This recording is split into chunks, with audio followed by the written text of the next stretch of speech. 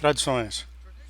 Tradições podem nos cegar da verdade e bloquear nossas mentes nos sistemas religiosos criados pelo homem toda a nossa vida. Muitas das tradições da igreja cristã do Ocidente são meramente adaptação, rituais de adoração do Deus Sol pagão, herdados de nossos antepassados. Eles foram forçados a compreender-se com o imperador Constantino ou perder suas vidas em se recusar a não se curvar. A maioria das traduções foram importadas diretamente da Babilônia. Na verdade, não há uma única religião praticada sobre a face da terra hoje que não foram poluídos pela rebelião de Nimrod contra o verdadeiro Deus. Eu sou o Mike Root. Prepare-se para um rude despertar.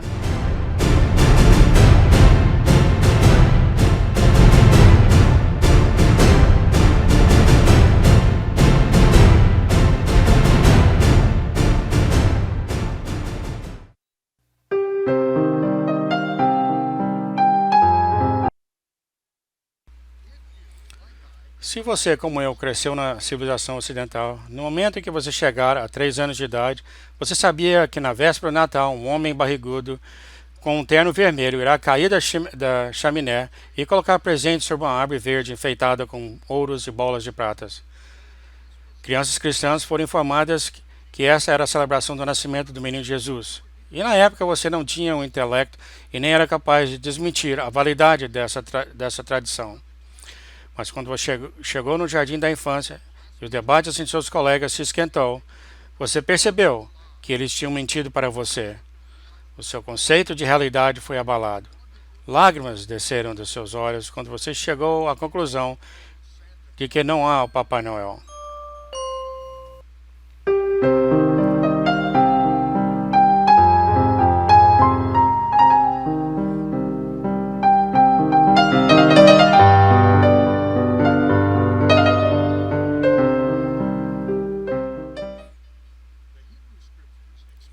As escrituras hebraicas expõem as tradições pervertidas das religiões feitas pelo homem e oferecem a realidade para os que têm fome e sede de verdade.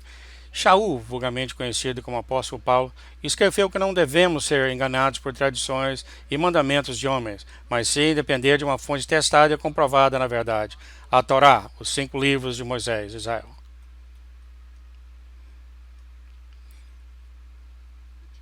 Os filhos de Israel acamparam no Monte Sinai por um ano inteiro, enquanto Moisés passava as instruções do Criador. Essas instruções, chamadas de Torá em hebraico, nos ensina a governar nós mesmos e joga para fora os sistemas religiosos, políticos e econômicos criados pelo homem. Yeshua, ou como muitos conhecem ele com o nome de Jesus, avisou seus seguidores que as tradições espalhadas por líderes religiosos são como fermento ou levedura, que uma vez misturada com a massa do pão não pode ser removido. Sem a Torá é impossível separar as tradições dos homens das regras do Todo-Poderoso. Explicação rudimentar. A palavra tradição, do inglês, é derivada do latim tradiere, o que significa pôr nas mãos dos outros. Quando alguém coloca alguma coisa nas suas mãos, você espera que a intenção do presente seja bom. Obrigado. Mas é da responsabilidade do destinatário inspecionar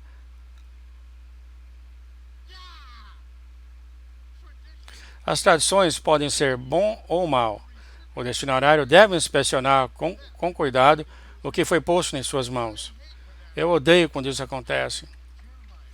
Jeremias diz que nos últimos dias os gentios virão a Israel e chorarão em arrependimento.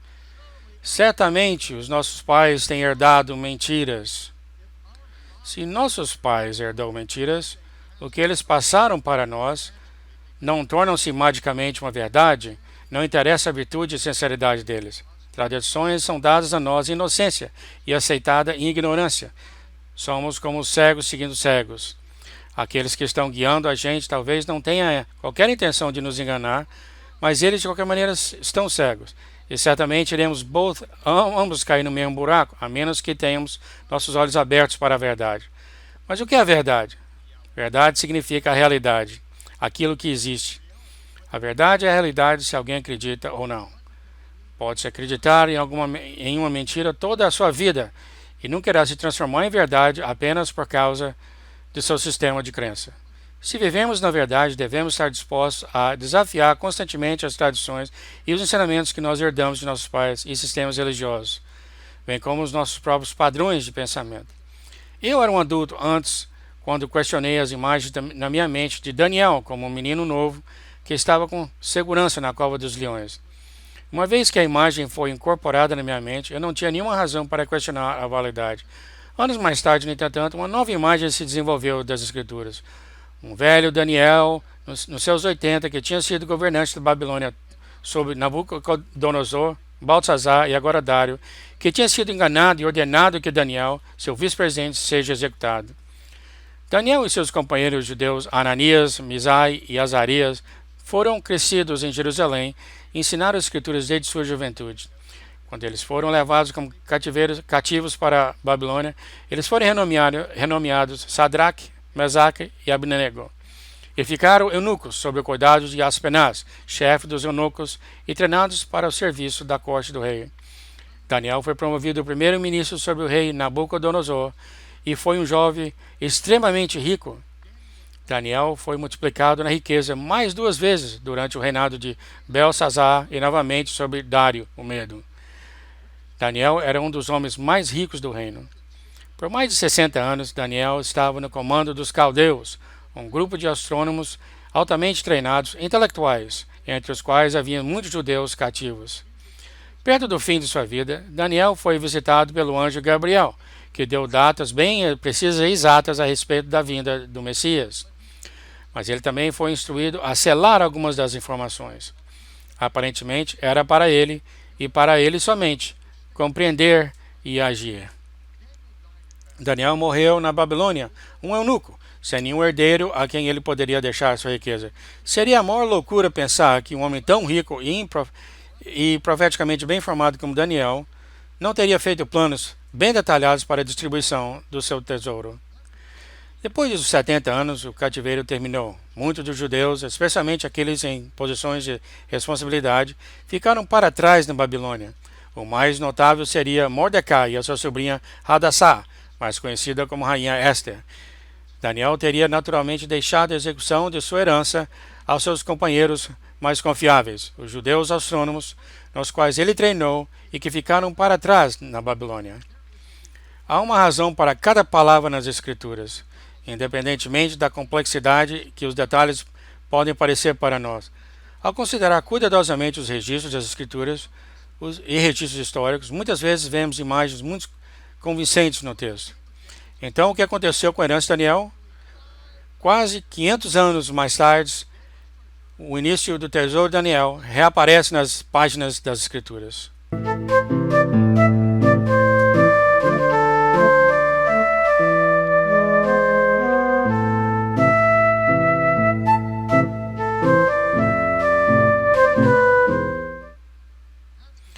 Pergunte ao homem ou mulher na rua quantos são os magos que vieram apresentar presente a Jesus.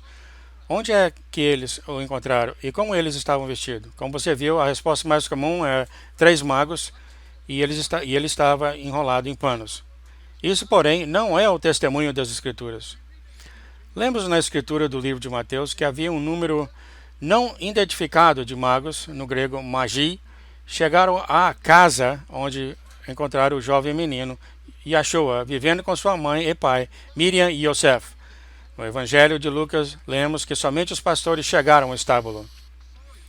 Desculpe por essa rude interrupção, mas Yeshua realmente nasceu no primeiro dia da festa de tabernáculos, o 15º dia do 7º mês do calendário bíblico, que ocorre sempre em outono, e não o 25 de dezembro, quando os deuses do sol pagãos dizem que nasceram. Seu nascimento foi um cumprimento intermédio da festa de Sukkot, ou Sukkah.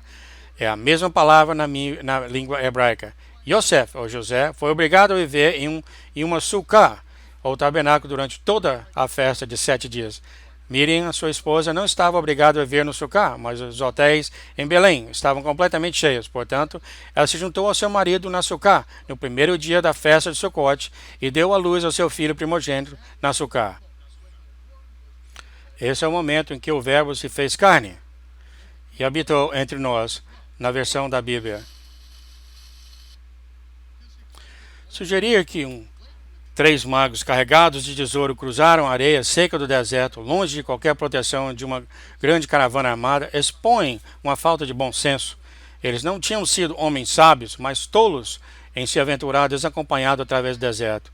Estes magos, um termo comum para os astrônomos caldeus, eram os descendentes dos astrônomos judeus que Daniel treinou e confiou o seu tesouro. Segundo as instruções de Daniel, os astrônomos observaram os céus há mais de 500 anos, procurando pelo grande sinal nos céus, que finalmente ocorreu em Tishri 1, no final do 4º milênio. A constelação Betula, a Virgem, vestida com o pôr do sol, com o primeiro raio de lua nova sobre os seus pés, e nas 12 estrelas acima de sua cabeça, do planeta Júpiter, o justo, entrou em conjunção com a estrela Ramalek, o rei, na constelação de Ariel, o leão de Judá. No primeiro dia do mês de Tishri, no Yom Teruah, no dia das trombetas, este único alinhamento celestial anunciou o nascimento do Malek Tzadik, o justo rei dos reis, o leão da tribo de Judá. Daniel havia feito provisão para o Messias e agora, 500 anos mais tarde, os executores de sua herança trouxeram sua caravana cheia de ouro nos portões da cidade de Jerusalém, com a proclamação: "Nós viemos adorar aquele que é nascido, rei dos judeus." Herodes mandou-os para uma aldeia vizinha de Bet-Lachem, onde o profeta Miqueias disse que o Messias iria nascer. Na mesma noite foi que o Yosef foi ordenado em uma visão para pegar o menino e a sua mulher e fugir para o Egito. Na noite que a ordem que Herodes mandou executar todos os bebês masculinos, o tesouro de Daniel foi entregue direto na sua porta. Pense nisso. Yosef era tão pobre que ele não poderia nem pagar um sacrifício de 2 pombos na dedicação da criança, 40 dias depois de seu nascimento. Certamente Yosef ainda não tinha na posse de qualquer ouro, incenso ou coisa rara. Mas cerca de um ano e meio mais tarde, na mesma noite que tiveram de fugir para o Egito, a provisão para sua fuga e sustento chegou por correio especial.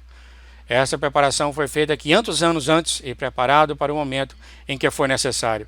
O Todo-Poderoso é um mestre do drama. Quando parece não haver nenhuma esperança mais, a sua salvação é revelada.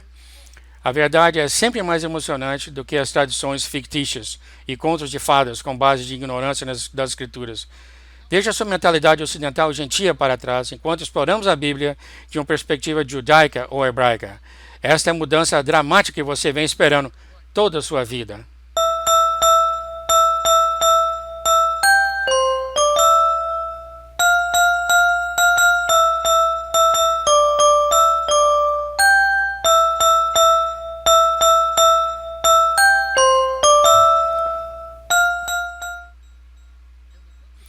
No livro de Ezequiel, ele escreveu: "O anjo me levou à porta da casa do Senhor, e vi mulheres chorando por Tamuz. E disse-me: Tu vai ver maiores abominações." E levou-me para dentro do pátio, onde cerca de 25 homens estavam de costas para o templo, e eles enfrentavam o leste e adoravam o sol. A adoração ao sol e a adoração de Tamuz começou na antiga Babilônia. Nimrod construiu uma cidade que era o centro de seu governo mundial, onde ele foi proclamado Deus. Seu reino governava com um regime total sobre as pessoas, reduzindo os homens a escravos em seu sistema político, econômico e religioso. De acordo com os antigos escritos judaicos, Nimrod foi morto pelo filho de Noé, Shem, e suas partes do corpo foram espalhadas por toda a terra de Siná. Os seguidores devotados de Nimrod ergueu uma torre que chegou aos céus, uma enorme coluna, como vemos aqui em Cesárea, em Washington, D.C., Heliópolis, no Egito, Roma, Londres, Paris, a cidade de Nova York. Esse símbolo fálico de pilar é a imagem do pênis não circundado de Nimrod, o pai da adoração do deus Sol babilônico. O criador chama isso de imagem de ciúme e uma abominação. Essa abominação romana, encontrada recentemente nesse estado adequado, estava caída em pedaços e foi reconstruída no verão de 2001. No mês de sua conclusão, um desfile de homossexuais foi realizado em Tel Aviv, uma inauguração propícia para levantar esse símbolo, e sem surpresa, aconteceu no mês de Tamuz. A viúva de Nimrod, Beltis, também conhecida como Semiramis, não estava disposto a deixar o reino escapar pelos seus dedos quando seu marido foi morto. Proclamou que Nimrod subiu até os céus e agora é o Deus Sol e que ele engravidou ela com os raios do sol. Pelo menos essa foi a história dela. A criança nasceu no solstício de inverno, no calendário antigo, 25 de dezembro. Para sempre, este dia seria lembrado como o dia em que Nimrod, o deus do sol, nasceu como Tammuz. A data do nascimento do deus sol babilônico é um choque para alguns no ocidente, mas um conhecimento bem comum entre os estudiosos e os historiadores judeus.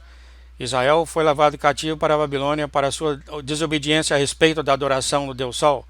Nós também fomos cativos no Egito, onde observamos o culto de Ra, o deus sol egípcio, que nasceu no dia 25 de dezembro. Em 188 AC, o sírio grego geral Epifânio ocupou Jerusalém e colocou uma estátua de Zeus no templo, no aniversário de Zeus, e proclamou que Deus era o Deus, em 25 de dezembro.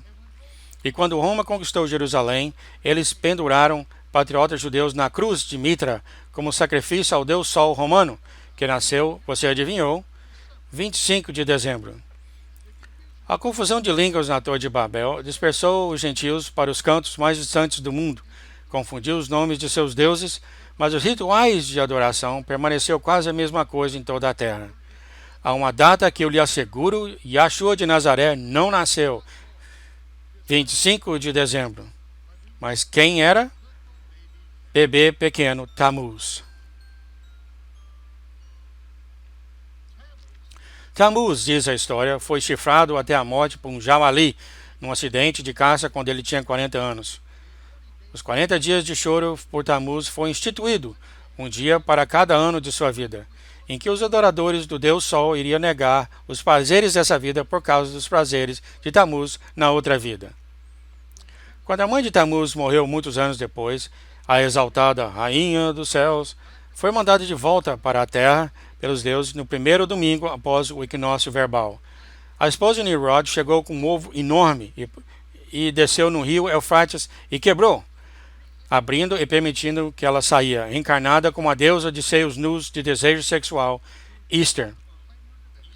Para proclamar sua divindade, a Páscoa mudou de um pássaro para um coelho. O que gostaríamos de falar aqui é que o Easter e a Páscoa, em muitos países como os Estados Unidos, são celebrados em dias diferentes. Tem o dia de Easter e tem o dia da Páscoa.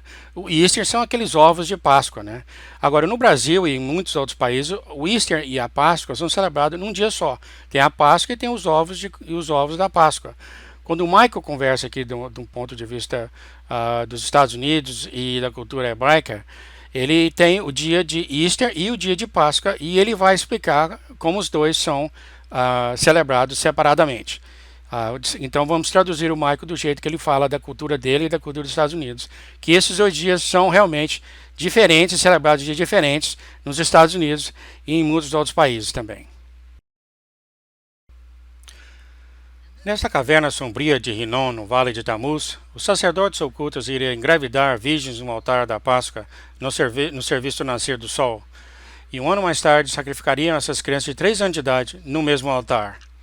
Depois pintavam os ovos de sangue dos bebês sacrificados. Até hoje em dia, uma denominação cristã só permite que os ovos de Páscoa sejam pintados com um único tipo de cor, vermelho como sangue. Eles não têm a mínima ideia como a tradição começou ou o que significa, mas agora você sabe.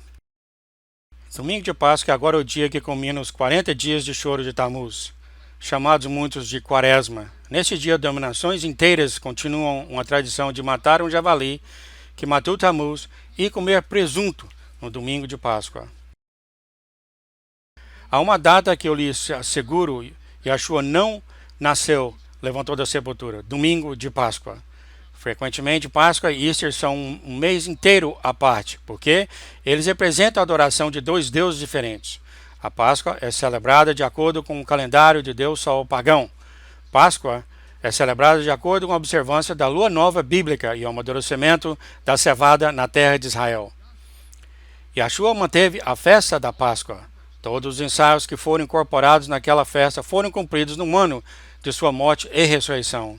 Ele foi o sacrifício final da Páscoa. Seu sangue pagou o preço de nossa redenção. Por outro lado, A Easter é um sacrifício infantil e ritos de fertilidade e adoradores do Deus Sol pagão. Qual festa você deve observar? Isso depende de qual Deus você quer servir. A escolha é sua. Mas agora você entende porque o santo nos instrui. Não aprenda o caminho dos pagãos e do jeito que eles adoram seus deuses. E depois faz isso a mim. Isso é uma abominação. Natal e Páscoa não são celebrações do nascimento e ressurreição de Yeshua de Nazaré, mas o contínuo esquecimento dos festivais que sacrificaram as crianças na época da Babilônia, há mais de 2000 anos antes do nascimento de Yeshua.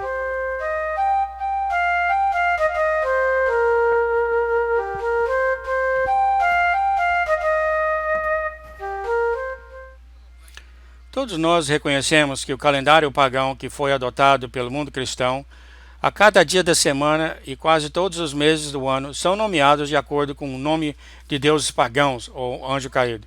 Mas muitos ficam surpresos ao ver que o quarto mês do calendário judaico moderno é nomeado após o deus pagão Tammuz. Em violação direta à Torá, não permita que o nome de outros deuses saia da sua boca.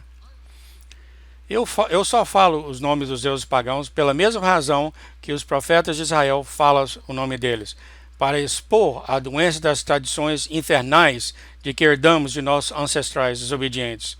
Esquemas religiosos foram fabricados pela mente do homem, que não tem nada a ver com que a forma de Deus, como Deus deseja ser adorado. A cultura cristã adora se enfeitar com a mais recente roupas e joias de Jesus que aparece OQJF. O que Jesus faria? Mas raramente eles abrem as escrituras para descobrir. E Yeshua iria procurar o lugar onde está escrito, ler e fazer o que está escrito. Ele não fazia sua própria teologia enquanto ele vivia. Ele sempre obedeceu à Torá e disse que o Pai procura aqueles que adoram Ele em espírito e em verdade do que foi escrito em pedras há mais de 3.400 anos atrás. Quando ignoramos as suas instruções, nós naturalmente voltamos para a adoração do Deus Sol babilônico, enquanto dizemos que estamos fazendo isso para ele. Israel expressou a mesma ignorância dos caminhos de Deus quando construiu um bezerro de ouro e disse: amanhã será uma festa para o Senhor. Ele estava absolutamente furioso, ele estava totalmente com raiva, ele queria nos incinerar, todos nós. Ocasionalmente, eu escuto um se defendendo com emoção. Isso não é um Natal e a Páscoa que significa para mim. Não me interessa o que significa para você, eu não oro para você. O Todo-Poderoso diz que isso é uma abominação para ele. Assim como o Todo-Poderoso disse para Abraão em Gênesis, ele disse àqueles também que verão nos final de tempos do Apocalipse: sai da Babilônia.